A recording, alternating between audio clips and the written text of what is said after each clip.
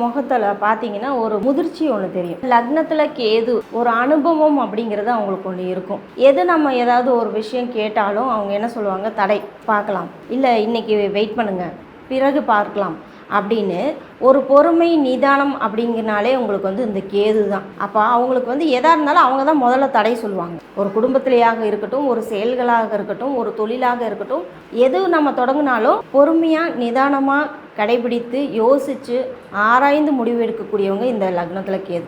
அதே போல் மற்றவங்க சொன்னாங்கன்னா அதை உடனே ஒத்துக்க மாட்டாங்க. ஒரு கேள்விக்கு ஒரு பதில்னா எஸ்ஆர்னோ சொல்ல மாட்டாங்க. இந்த குழந்தைகள்லாம் கேட்கும்லாம், ஏன், எதுக்கு, அப்படின்னா என்ன அப்படின்னு திரும்ப திரும்ப கேள்வி கேட்கும். அப்போ லக்னத்தில் கேது இருக்கிறவங்களுக்கு எப்படி இருக்கும்னா, முடி பார்த்திங்கன்னா சுருள் சுருளாக இருக்கும். அதே போல் முகம் பார்த்திங்கன்னா ஒரு அனுபவம் வாய்ந்த, அவங்கள பார்த்ததையும் வணக்கம் சொல்லக்கூடிய வகையில் அவங்களுடைய முகம் அமர்ந்திருக்கும். சிரிச்சும் பேச மாட்டாங்க, அதிகமாகவும் பேச மாட்டாங்க.